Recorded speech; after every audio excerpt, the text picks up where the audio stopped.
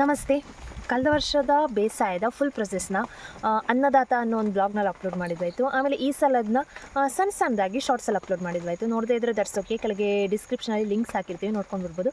ಹಾಗೆ ಇವತ್ತಿನ ಲಾಂಗ್ ವೀಡಿಯೋದಲ್ಲಿ ಕೂಡ ತೋರಿಸ್ತೀವಿ ಅಂತ ಹೇಳ್ತಾ ವೆಲ್ಕಮ್ ಬ್ಯಾಕ್ ಟು ನಮ್ಮ ಯೂಟ್ಯೂಬ್ ಚಾನಲ್. ನೋಡಿ, ಇಲ್ಲಿ ಮನೆ ಅಂದರೆ ಆ ತುದಿಲೇ ಗದ್ದೆ ಇರೋದು. ಬನ್ನಿ ಇವಾಗ ನಾವು ಗದ್ದೆ ಕಡೆ ಹೋಗೋಣ.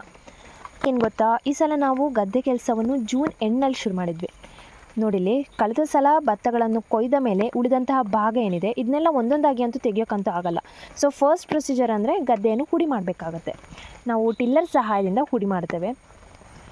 ಟಿಲ್ಲರ್ನಿಂದ ಹುಡಿ ಮಾಡಾದಮೇಲೆ ನೋಡಿ ಯಾವ ಥರ ಗದ್ದೆ ಹುಡಿ ಆಗಿದೆ ಅಂತ. ಇನ್ನು ಗದ್ದೆಗೆ ನೀರಿನ ಜೊತೆ ಟಿಲ್ಲರ್ ಹೆಲ್ಪ್ನಿಂದ ಉಳುವಂತಹ ಕೆಲಸ. ನಮಗೆ ಮಳೆ ಬಂದಿದ್ದರಿಂದ ನೀರಂತೂ ತುಂಬಿದೆ. ಸೊ ಉಳೋ ಕೆಲಸನೂ ನಡೀತಾ ಇದೆ. ನೀರು ಹೆಚ್ಚು ಅಂತ ಎಲ್ಲಾದರೂ ಅನಿಸಿದರೆ ನೀರನ್ನು ಹೊರಬಿಡಲಾಗುತ್ತೆ.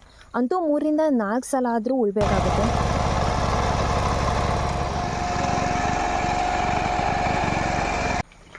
ಉಳೋದಕ್ಕಂತೂ 8 ರಿಂದ 9 ದಿನ ತಗೊಳ್ತು. ಇನ್ನು ನೆಕ್ಸ್ಟ್ ಸ್ಟೆಪ್ ಹಲ್ಗೆ ಎಳೆಯೋದು. ಮಳೆ ಬರ್ತಿದೆ. ಆ್ಯಕ್ಚುಲಿ ಟಿಲ್ಲರ್ ಸಹಾಯದಿಂದ ಗದ್ದೆ ಉಳುವಂಥ ಕೆಲಸ ಆದಮೇಲೆ ನೆಕ್ಸ್ಟ್ ಸ್ಟೆಪ್ ಏನಂದರೆ ಹಲ್ಗೆ ಎಳೆಯೋದು. ನಿಮ್ಗೆ ಗೊತ್ತಿರುತ್ತೆ, ಹಿಂದಿನ ಕಾಲದಲ್ಲಿ ಎತ್ತುಗಳ ಸಹಾಯದಿಂದ ಗದ್ದೆ ಉಳುವಂಥ ಕೆಲಸ ಏನು ನಡೀತಾ ಇತ್ತು, ಅದನ್ನ ಇವಾಗ ಹಲ್ಗೆ ಸಹಾಯದಿಂದ ಅಥವಾ ಮರದ ತುಂಡುಗಳ ಸಹಾಯದಿಂದ ಉಳುವಂಥ ಕೆಲಸ ಅಥವಾ ಗದ್ದೆಯನ್ನು ಲೆವೆಲ್ ಮಾಡುವಂಥ ಕೆಲಸ. ಇದರಿಂದ ಏನು ಸಿಕ್ಕಂತಹ ಕಲ್ಲುಗಳೆಲ್ಲ ಹುಡಿ ಆಗುತ್ತೆ. ಇಲ್ಲಾಂದರೆ ನಾವು ದೊಡ್ಡದು ಕಲ್ಲುಗಳು ಸಿಕ್ಕಿದ್ರೆ ಸಪ್ರೇಟಾಗಿ ಹೊರಗೆ ಹಾಕ್ತೀವಿ. ಆಮೇಲೆ ಬೇಡದಂತಹ ಹುಲ್ಲುಗಳಿದ್ರೆ ಅದು ಸಾಯುತ್ತೆ. ಅಂತೂ ಗದ್ದೆ ಲೆವೆಲ್ ಆಗುತ್ತೆ. ಸೊ ನೋಡೋಣ ಯಾವ ಥರ ಹಲಗೆ ಎಳೆಯುವಂಥ ಕೆಲಸ ನಡೀತಾ ಇದೆ ಅಂತ.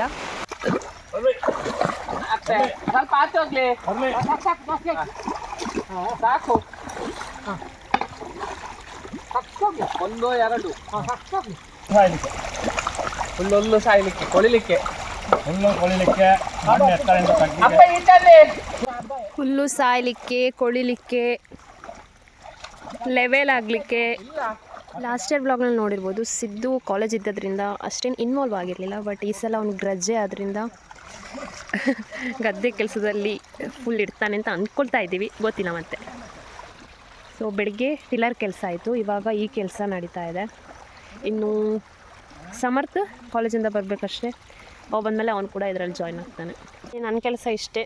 ನಾನು ಎಲ್ಲಿ ನಿಂತಿರ್ತೀನೋ ಆ ಮಾರ್ಕಿಂದ ಅವ್ರು ಸ್ಟಾರ್ಟ್ ಮಾಡ್ತಾರೆ. ಸೊ ಇವಾಗ ಈ ಮಾರ್ಕ್ ಆಗಿದೆ, ನಾನು ನೆಕ್ಸ್ಟ್ ಆ ಕಡೆ ಹೋಗ್ತೀನಿ, ಆವಾಗ ಅವರು ಆ ಕಡೆ ಮೂವ್ ಆಗ್ತಾರೆ. ನಮ್ಮನೇಲೂ ಅಷ್ಟೇ, ಹಿಂದೆ ಎತ್ಕಳ ಸಹಾಯದಿಂದ ಉಳ್ತಾಯಿದ್ರು. ಪಾಪ ಎತ್ಗಳಿಗೆ ಎಷ್ಟು ಕಷ್ಟ ಆಗಿರಬೇಡ ಅಲ್ವಾ. ನೋಡಿ, ಇವಾಗ ನಮಗೇನೆ ಈ ಥರ ಕಷ್ಟ ಆಗ್ತಿದೆ ಎಳಿಯೋಕ್ಕೆ, ಇನ್ನು ಪಾಪ ಎತ್ಗಳಿಗೆ.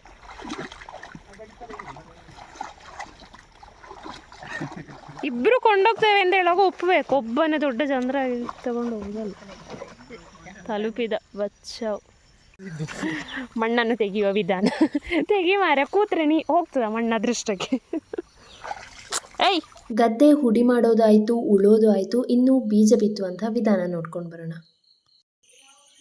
ಈ ಸಲ ನಾವು ನೇಜಿ ನೆಡ್ತಾ ಇಲ್ಲ. ಸೊ ನಮ್ಮ ಗದ್ದೆಗೆ ಬೇಕಾದಷ್ಟು ಅಂದರೆ ಎಲ್ಲ ಗದ್ದೆಗಳಿಗೂ ಬೇಕಾದಷ್ಟು ಅಳತೆಯಲ್ಲಿ ಭತ್ತದ ಬೀಜಗಳನ್ನು ಒಂದಿನ ಫುಲ್ ನೀರಲ್ಲಿ ಇಡಬೇಕಾಗುತ್ತೆ. ಲಾಸ್ಟ್ ಇಯರ್ ಆದರೆ ನಾವು ಗೋಣಿಯಲ್ಲಿ ತುಂಬಿಸ್ಕೊಂಡು ಬಾವಿ ಒಳಗೆ ಇಟ್ಟಿದ್ವಾಯಿತು. ಆದರೆ ಈ ಸಲ ಈ ಥರ ಡ್ರಮ್ಗೆ ನೀರು ತುಂಬಿಸಿ ಅದಕ್ಕೆ ಭತ್ತದ ಬೀಜಗಳನ್ನು ಹಾಕ್ತಾ ಇದ್ದೀವಿ.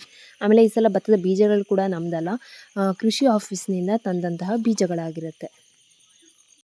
ನೆಕ್ಸ್ಟ್ ಡೇ ಡ್ರಮ್ನಿಂದ ಭತ್ತದ ಬೀಜಗಳನ್ನು ಒಂದು ಗೋಣಿಗೆ ತುಂಬಿಸಿ ಬಿಗಿಯಾಗಿ ಕಟ್ಟಬೇಕಾಗುತ್ತೆ. ಮತ್ತು ನೀರು ಇಳಿಯೋ ಥರದಲ್ಲಿ, ಅಂದರೆ ಕೆಳಗೆ ಹಲಗೆ ತುಂಡುಗಳನ್ನೆಲ್ಲ ಇಟ್ಟು ಅದರ ಮೇಲೆ ಈ ಭತ್ತದ ಬೀಜದ ಗೋಣಿ ಏನಿದೆ ಅದನ್ನ ಇನ್ನು 24 ಗಂಟೆಗಳ ಕಾಲ ಮತ್ತೆ ಇಡಬೇಕಾಗತ್ತೆ. ಇದು ನೆಕ್ಕಿ ಮತ್ತು ಇಟ್ಟು ಎಲೆಗಳು, ಸೊಪ್ಪುಗಳು. ಇದನ್ನ ಭತ್ತದ ಮೊಳಕೆ ಬರಿಸೋಕ್ಕೆಲ್ಲ ಮೇಲೆ ಮುಚ್ಚಲಾಗುತ್ತೆ. ಬಿಸಿ, ಅದು ಬಿಸಿ ಇರಬೇಕು ಅಂತೇಳಿ.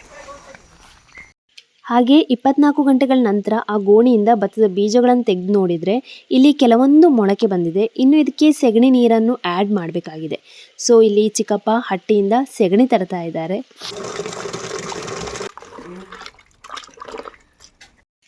ನಾವು ಆಗ ತಂದಂತಹ ನೆಕ್ಕೆ ಮತ್ತು ಇಟ್ಟವು ಸೊಪ್ಪುಗಳನ್ನು ಈ ಥರ ಬಟ್ಟೆಯಲ್ಲಿಟ್ಟು ಇದರ ಮೇಲೆ ಭತ್ತದ ಬೀಜಗಳನ್ನು ಇಡುವಂಥದ್ದು.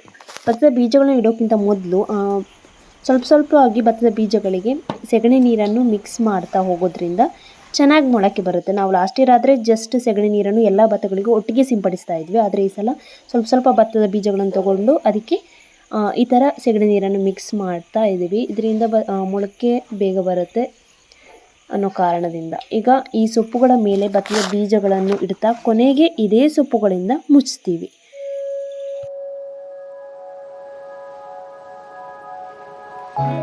ಇನ್ನೀಗ ಇಲ್ಲಿ ಹಲಗೆ ತುಂಡನ್ನಿಟ್ಟು ಅದರ ಮೇಲೆ ಭತ್ತದ ಬೀಜಗಳಿರುವಂತಹ ಬಟ್ಟೆಗಳನ್ನಿಟ್ಟು ಅದಕ್ಕೆ ಗೋಣಿಯಿಂದ ಮುಚ್ಚಿ ಭಾರವಾದ ಕಲ್ಲನ್ನಿಟ್ಟು 24 ಗಂಟೆಗಳ ನಂತರ ನೋಡಿದರೆ ನಮಗೆ ಚೆನ್ನಾಗಿ ಮೊಳಕೆ ಬಂದಂತಹ ಭತ್ತದ ಬೀಜಗಳು ಕಾಣಕ್ಕೆ ಸಿಗುತ್ತೆ.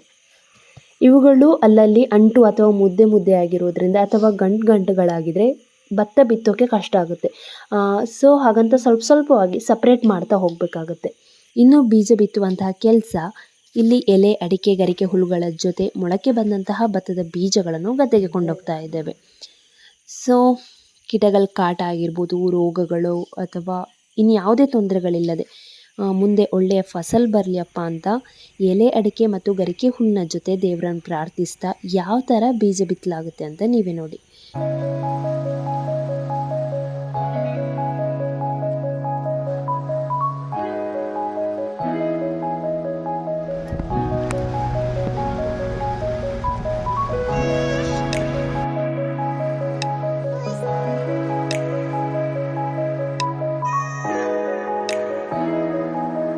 ನೀವು ಲಾಸ್ಟ್ ಇಯರ್ನ ಬೇಸಾಯದ ವ್ಲಾಗ್ ನೋಡಿದರೆ ನಾವು ಲಾಸ್ಟ್ ಇಯರ್ ಒಂದೇ ಗದ್ದೆಗೆ ಬೀಜ ಬಿತ್ತಿ ಅದರಿಂದ ಬಂದಂತಹ ನೇಜಿಯನ್ನು ಎಲ್ಲ ಗದ್ದೆಗಳಿಗೆ ನೆಡ್ತಾ ಹೋಗಿದ್ವಾಯಿತು. ಆದರೆ ಈ ಸಲ ನೇಜಿ ನೆಡುವುದು ಬೇಡ ಅಂತ ಪ್ಲ್ಯಾನ್ ಮಾಡಿಕೊಂಡು ಎಲ್ಲ ಗದ್ದೆಗಳಿಗೂ ಕೂಡ ಭತ್ತದ ಬೀಜಗಳನ್ನು ಬಿತ್ತುತ್ತಾ ಇದ್ದೇವೆ. ನೋಡಿ, ಇಲ್ಲಿ ನೋಡ್ತಿರೋದು ಬೀಜ ಬಿತ್ತಿ 1 ವಾರಗಳ ನಂತರ ಯಾವ ಥರ ನೇಜಿ ಬೆಳೆದಿದೆ ಅಂತ. ಕೆಲವೊಂದು ಕಡೆ ಪಕ್ಷಿಗಳು ಬಂದು ಭತ್ತದ ಬೀಜಗಳನ್ನು ತಿಂದು ಹೋಗಿರೋದು ಕೂಡ ಇದೆ. ತುಂಬ ಜನ ಕೇಳಿದ್ರಿ ಪಕ್ಷಿಗಳು ಕಾಟ ಇಲ್ವಾ ಅಂತ. ಖಂಡಿತ ಇದೆ. ಅದಕ್ಕೆ ಅಂತ ಒಂದು ಸ್ಟಿಕ್ಗೆ ಪ್ಲಾಸ್ಟಿಕ್ನ ಕಟ್ಟಿ ಅಲ್ಲಲ್ಲಿ ಇಟ್ಟಿದ್ವಿ. ಆದರೂ ಪಕ್ಷಿಗಳ ಕಾಟ ಜೊತೆಗೆ ಕಾಡು ಕೋಣಗಳ ತೊಂದರೆ ಕೂಡ ಇದೆ. ಇದೀಗ ಮಂತ್ ಆಗಸ್ಟ್.